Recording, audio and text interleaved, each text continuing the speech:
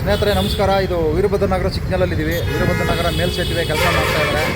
Greater Bengaluru ಏನು ಇವತ್ತು ಇದ್ದಕ್ಕಿದ್ದಂಗೆ ಇವರು ರೂಲ್ಸ್ ತಗೊಂಬಂದಿದ್ದಾರೆ. ಯಾಕೆ ಇದನ್ನು ಅರ್ಜೆಂಟಾಗಿ ತಗೊಂಬಂದಿದ್ದಾರೆ, ಏನಕ್ಕೋಸ್ಕರ, ಜನರಿಗೋಸ್ಕರನೋ ಇಲ್ಲ ಅವ್ರಿಗೋಸ್ಕರನ ನೋಡಿ ಇಲ್ಲಿ ತೋರಿಸ್ತೀನಿ. ದಯವಿಟ್ಟು ಬೆಳಗ್ಗೆ ಹೆಂಗಿರುತ್ತೆ, ರಾತ್ರಿ ಹೆಂಗಿರುತ್ತೆ, ಒಂದು 2 ನಿಮಿಷ ವಿಡಿಯೋ ಇದೆ, ದಯವಿಟ್ಟು ಅದನ್ನು ನೋಡ್ಕೊಂಬನ್ನಿ.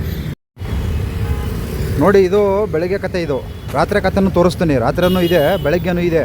ಇದು ಪ್ರತಿದಿನ ಇದೇ ಕಥೆನೇ. ಇಲ್ಲಿ ಪ್ರತಿದಿನ ಒಂದಲ್ಲ ಒಂದು ದಿವಸ ಅಲ್ಲ, ಪ್ರತಿದಿನವೂ ಇದು ಸಡನ್ನಾಗಿ ಇವರು ಇದಕ್ಕಿದ್ದಂಗೆ ಗ್ರೇಟರ್ ಬೆಂಗಳೂರು ಅಂತ ಮಾಡಿದ್ದಾರೆ. ಗ್ರೇಟರ್ ಅಂದರೆ ಏನು ಅನ್ನೋದು ಗೊತ್ತಿಲ್ಲ. ನೋಡಿ, ಪ್ರತಿದಿನ ಇದೆ, ಎಲ್ಲ ವ್ಯವಸ್ಥೆ ಮಾಡ್ಕೊಂಡು ಗ್ರೇಟರ್ ಬೆಂಗಳೂರು ಮಾಡಬೇಕು. ಗ್ರೇಟರ್ ಬೆಂಗಳೂರು ಅಂದರೆ ಇದರ ಅರ್ಥ ಏನು ಅನ್ನೋದು ಗೊತ್ತಿಲ್ಲ. ನೋಡಿ, ಇಂಥ ಪರಿಸ್ಥಿತಿಲಿ ಇವರು ಮಾಡಿದ್ದಾರೆ ಇದಕ್ಕಿದ್ದಂಗೆ. ನೋಡಿ ಸ್ನೇಹಿತರೆ, ಗ್ರೇಟರ್ ಬೆಂಗಳೂರಾರ ಮಾಡ್ಕೊಳ್ಳಿ, ಯಾವ ಬೆಂಗಳೂರಾರ ಮಾಡ್ಕೊಳ್ಳಿ, ಬೇಡ ಅನ್ನಲ್ಲ. ಆದರೆ ಒಂದು ಮನೆ ಅಂದರೆ ಇವರು ಗೃಹಪ್ರವೇಶ ಮಾಡೋದು, ಒಂದು ಮನೆ ಪೂರ್ತಿ ಕಟ್ಟಿ ಎಲ್ಲ ಫಿನಿಶ್ ಆದಮೇಲೆ ಗೃಹಪ್ರವೇಶ ಮಾಡ್ತಾರೆ. ಮತ್ತು ಇವರು ಚುನಾವಣೆಯಲ್ಲಿ ನಿಂತ್ಕೊಂಡು ಗೆದ್ದಾದಮೇಲೆ ಶಾಸಕರಾಗ್ತಾರೆ, ಮಂತ್ರಿ ಆಗ್ತಾರೆ. ಅದೇ ಥರನೇ ಎಲ್ಲ ವ್ಯವಸ್ಥೆ ಮಾಡ್ಕೊಂಡು ಎಲ್ಲ ಪೂರ್ತಿ ಏನು ವ್ಯವಸ್ಥೆ ಇದ್ದಾವೆ, ನಮ್ಮ ಎಷ್ಟು ತೊಂದರೆ ಇದೆ ಈ ಬೆಂಗಳೂರಲ್ಲಿ ಎಷ್ಟು ಸಮಸ್ಯೆಗಳಿದ್ದಾವೆ, 108 151 ಸಮಸ್ಯೆಗಳಿದ್ದಾವೆ, ಅದೆಲ್ಲ ಬಗೆಹರಿಸ್ತಾನೆ ಇವರು ಇದ್ದಕ್ಕಿದ್ದಂಗೆ ಬಂದುಬಿಟ್ಟು ಗ್ರೇಟರ್ ಬೆಂಗಳೂರು ಅಂದರೆ ಇವರಿಗೆ ಅನುಕೂಲಕ್ಕೋಸ್ಕರ ಮಾಡ್ಕೊಂಡಿದ್ದಾರೆ ಹೊರತು ಜನಗಳಿಗೆ ಅನುಕೂಲಕ್ಕಂತೂ ಮಾಡಿಲ್ಲ. ಇವ್ರಿಗೆ ಏನೇನು ಬೇಕೋ ಅಂದರೆ ಬೆಂಗಳೂರಲ್ಲಿ 28 ಜನ ಶಾಸಕರಿದ್ದಾರೆ, 4 ಜನ MP ಇವ್ರು ಯಾರನ್ನೂ ಕೇಳಿಲ್ಲ. ಎಲ್ಲ ಇವ್ರು ಇಷ್ಟ ಬಂದಂಗೆ ಮಾಡ್ಕೊಂತ ಹೋಗಂಗಿದ್ರೆ ಮತ್ತು ಚುನಾವಣೆ ಯಾಕೆ ನಡೆಸಬೇಕು, ಅಸೆಂಬ್ಲಿ ಯಾಕೆ ನಡೆಸಬೇಕು, ಎಲ್ಲ ಅವ್ರು ಇಷ್ಟ ಬಂದಂಗೆ ಮಾಡ್ಕೋಬೋದಲ್ವಾ. ಎಲ್ಲ ಕಾರ್ಯಕ್ರಮಗಳನ್ನು ಮತ್ತು ಇಲ್ಲಿ ಕುಂದು ಕರೆತ ಕೇಳಬೇಕು ಜನಗಳ ಹತ್ರ, ಮತ್ತು ಮಿಕ್ಕಿರೋ ಶಾಸಕರ ಹತ್ರ.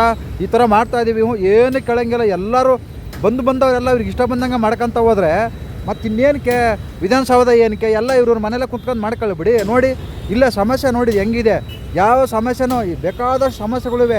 ಎಲ್ಲ ಮುಗಿದ ಮೇಲೆ, ಎಲ್ಲ ಪೂರ್ತಿ ಮುಗಿದ ಮೇಲೆ ನೀವು ಮಾಡ್ಕೊಳ್ಳಿ.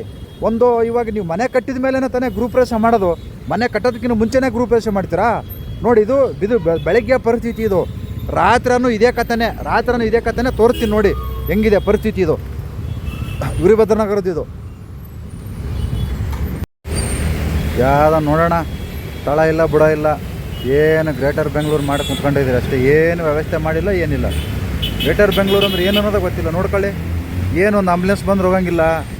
ಏನು ಇಲ್ಲೇ ಹೊಂಟ ಹೋಯ್ತಾರೆ, ಸೀರಿಯಸ್ ಆಗಿದ್ದರೆ ಹೊಂಟ ಹೋಯ್ತಾರೆ. ನೋಡಿ, ಇದು ಮಳೆ ಬಂದ್ರಂತೂ ಏನು ತಳ ಇಲ್ಲ, ಬುಡ ಇಲ್ಲ. ಒಟ್ಟು ನಿಮಗೆ ಅನುಕೂಲಕ್ಕೆ ತಕ್ಕನಂಗೆ ನೀವು ಮಾಡ್ಕೋಬೇಕಷ್ಟೇ. ಗ್ರೇಟರ್ ಬೆಂಗಳೂರು ಇದೇನಾಗಿದೆಯಲ್ಲ, ಗ್ರೇಟರ್ ಬೆಂಗಳೂರು ಇದು ಕನ್ನಡಿಗರಿಗೆ, ಕರ್ನಾಟಕಕ್ಕೆ, ಬೆಂಗಳೂರಿನವ್ರಿಗೆ ಯಾವುದೇ ರೀತಿ ಅನುಕೂಲ ಇಲ್ಲ. ಇದು ಬೇರೆಯವ್ರಿಗೆ ಮತ್ತು ರಾಜಕಾರಣಿಗಳಿಗೆ ಭಾಳ ಅನುಕೂಲ ಮಾಡ್ಕೊಂಡಿದ್ದೀರಿ. ನೋಡಿ ಹೆಂಗಿದೆ ಗ್ರೇಟರ್ ಬೆಂಗಳೂರು ಕತೆ. ಇದು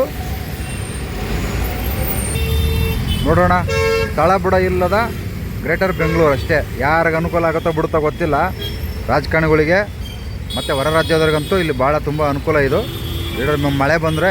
ಮಳೆ ಬಂದರೂ ಅಷ್ಟೇ, ಬೆಳಗ್ಗೂ ಅಷ್ಟೇ, ಇದೇ ಕಥೆನೇ ಇದು. ಸ್ನೇಹಿತರೆ ನೋಡಿದ್ರಲ್ಲ 2 ವಿಡಿಯೋನು. ಇವತ್ತು ನಾವು ಒಂದು ಮನೆ ಕಟ್ತೀವಿ, ಆ ಮನೆ ಪೂರ್ತಿ ಮುಗಿದ ಮೇಲೇ ನಾವು ಗೃಹಪ್ರವೇಶ ಮಾಡೋದು. ಮತ್ತು ಇವರು ಕೂಡ ಚುನಾವಣೆಯಲ್ಲಿ ನಿಂತು ಗೆದ್ದಾದ ಮೇಲೆ ಮಂತ್ರಿಗಳು ಆಗ್ತಾರೆ, ಶಾಸಕರಾಗ್ತಾರೆ. ಅಲ್ಲಿವರೆಗೂ ಆಗೋದಿಲ್ಲ. ಅದರಿಂದ ಈ ಏನು ಸಮಸ್ಯೆಗಳಿದಾವಲ್ಲ ಬೆಂಗಳೂರಲ್ಲಿ, ಇವಾಗಲಿಂದ ಅಲ್ಲ ಮೊದಲಿಂದನೂ ಸಮಸ್ಯೆ ಇದ್ದಾವೆ. ಎಲ್ಲ ಮುಗಿಸಿ ಎಷ್ಟೊಂದು ರೋಡ್ ಕುಲಿಗಟ್ಟೋಗಿದ್ದಾವೆ. ಯಾರು ರೋಡು ಚೆನ್ನಾಗಿಲ್ಲ ಬೆಂಗಳೂರಲ್ಲಿ. 100 158 ಕೆಲಸಗಳಿದ್ದಾವೆ, ಬೇಕಾದಷ್ಟು ಕೆಲಸಗಳಿದ್ದಾವೆ. ಎಲ್ಲ ಇದ್ದಕ್ಕಿದ್ದಂಗೆ ಇವತ್ತಿನ ದಿನ ಜಾರಿ. ಗ್ರೇಟರ್ ಬೆಂಗಳೂರು ಅಂದರೆ ಏನು, ಗ್ರೇಟರ್ ಅಂದ್ರೇನು, ಕನ್ನಡದಲ್ಲಿ ಏನು ಹೆಸರೇ ಇಲ್ವಂಗಾದ್ರೆ. ಇಲ್ಲಿ ಪ್ರತಿದಿನ ಬೆಳಗಾದ್ರೆ ಸಮಸ್ಯೆಗಳು. ಇದು ಇವತ್ತಿನ ಸಮಸ್ಯೆ ಅಲ್ಲ, ನೀವು ಮಾಡಿದ್ದೀರಿ. ನೀವು ಮಾಡಿರೋದಕ್ಕೋಸ್ಕರ ನಾವು ನಿಮ್ಮನ್ನು ಕೇಳ್ತಾ ಇರೋದು. ನೀವು ಮಾಡಿಲ್ಲ ಅಂದ್ರೆ ನಾವು ನಿಮ್ಮನ್ನ ಯಾಕೆ ಕೇಳಬೇಕಾಗಿತ್ತು? ಯಾಕೆ ಮಾಡಿದ್ರಿ ಇಷ್ಟು ಅರ್ಜೆಂಟಾಗಿ? ಯಾಕೆ ಮಾಡಬೇಕು? ಯಾರಿಗೆ ಅನುಕೂಲ ಇದೆ? ಕನ್ನಡಿಗರಿಗೆ ಅನುಕೂಲ ಇದೆಯಾ? ನಿಮಗೆ ಅನುಕೂಲ ಇದೆ. ಇದು ಎಲ್ಲರಿಗೂ, ರಾಜಕಾರಣಿಗಳಿಗೆ, ಹೊರ ರಾಜ್ಯದವರಿಗೆ ಭಾಳ ಅನುಕೂಲ ಇದೆ. ಯಾರು ಏನು ಬೇಕಾದ್ರೆ ಅಂದ್ಕೊಳ್ಳಿ, ಬೇಕಾದಷ್ಟು ಸಮಸ್ಯೆಗಳಿದ್ದಾವೆ. ಎಲ್ಲ ಮುಗಿದ ಮೇಲೆ ಇದು ಸೂಪರಪ್ಪ, ಇದನ್ನು ನಾವಿವತ್ತು ಗ್ರೇಟರ್ ಮಾಡ್ಬೋದು, ಇದನ್ನು ಇವತ್ತು ಗ್ರೇಟರ್ ಮಾಡಿ ಒಳ್ಳೆ ಒಂದು ಹೆಸರು ತರ್ಬೋದು ಅಂತಂದೇಳಿ ಅದನ್ನು ಕಾರ್ಯರೂಪಕ್ಕೆ ತರ್ಬೋದಾಗಿತ್ತು. ಆದರೆ ಏನೂ ಇಲ್ಲದೇ, ಯಾವ ಕೆಲಸನೂ ಇಲ್ಲದೇ ಎಷ್ಟೋ ರೋಡಲ್ಲಿ ಕುಲಿಗಟ್ಟೋಗಿದ್ದಾವೆ, ಗುಂಡಿ ಹಳ್ಳ. ನೋಡಿ ಮೇಲ್ಸೇತುವೆ ಇದನ್ನು ಮಾಡೋದಿಲ್ಲ. ಇದು ಇಲ್ಲಿ ಮೆಟ್ರೋ ಟ್ರೈನ್ ಹೋಗುತ್ತೆ ಅಂತ ಅದನ್ನು ಹೊಡೆದಾಕ ಮೂಮೆಂಟ್ ಇದೆ. ಈ ಕೆಲಸನೇ ಮುಗಿದಿಲ್ಲ. ಸುಮಾರು 4 ರಿಂದ 5 ವರ್ಷ ಆಗ್ತಾ ಬಂತು. ಇದನ್ನ ಮಾಡೇ ಇಲ್ಲ. ಇದು ಇನ್ನು ಯಾವಾಗಿದು?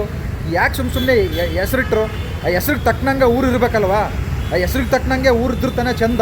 ಸುಮ್ಮನೆ ಎಲ್ಲ ಹಾಳಾಗೋಗಿ ಏನೂ ಇಲ್ಲದೇ ನಾನು ಆ ಊರಿಗೆ ಒಂದು ಸುಂದರವಾದ ಹೆಸರಿಟ್ರೆ ಏನು ಪ್ರಯೋಜನ? ಅರ್ಥ ಮಾಡ್ಕೊಳ್ಳಿ.